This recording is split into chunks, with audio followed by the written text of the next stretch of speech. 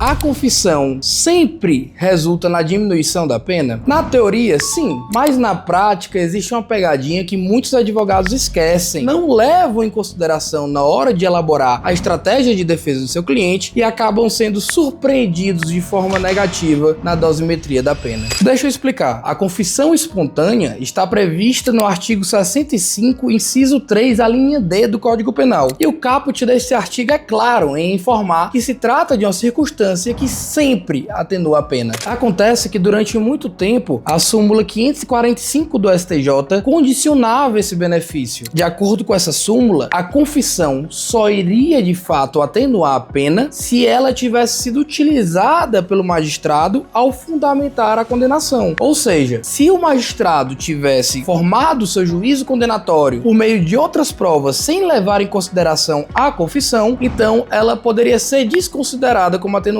sem produzir qualquer efeito prático na dosimetria. Tinha-se então um cenário onde o réu confessava e não ganhava nada. Nem a atenuante era reconhecida como atenuante e nem reduzia a pena de qualquer forma. Mas como já era de se esperar, isso mudou. Hoje em dia, o entendimento pacificado pelos tribunais superiores é que, independente da confissão ser ou não utilizada pelo magistrado para condenar o acusado, ela deve sim reduzir a pena, deve ser reconhecida como um atenuante. Ou seja, a regra adotada pelos tribunais superiores hoje é que se o réu confessou, deve ser reconhecida a atenuante da confissão espontânea. E essa leitura, evidentemente, guarda maior compatibilidade com o texto do artigo 65 do Código Penal. Pronto, aí está a resposta da pergunta. Respondido, podemos encerrar o vídeo? Infelizmente não. Agora é que entra a pegadinha que eu citei no começo. Essa pegadinha se chama súmula 231 do STJ. Essa súmula determina que a pena não pode ser reduzida abaixo do mínimo legal na segunda fase da dosimetria. Ou seja, um atenuante não pode baixar a pena abaixo do tempo mínimo previsto no preceito secundário do tipo penal. E o que isso significa na prática? Na prática, isso significa que se o juiz fixou a pena abaixo do mínimo legal na primeira fase da dosimetria, pode-se até reconhecer a confissão como atenuante, mas ela não vai produzir qualquer efeito prático. Tem-se então um cenário onde, na teoria, é reconhecida a atenuante, mas na prática ela não produz qualquer efeito sobre a pena. Nesse caso, o réu confessou. A atenuante existe no papel, mas ainda assim a pena permanece a mesma. Mas existe um cenário onde, mesmo a pena base sendo fixada no mínimo legal, a confissão acaba produzindo efeito sobre a pena. Seria numa eventual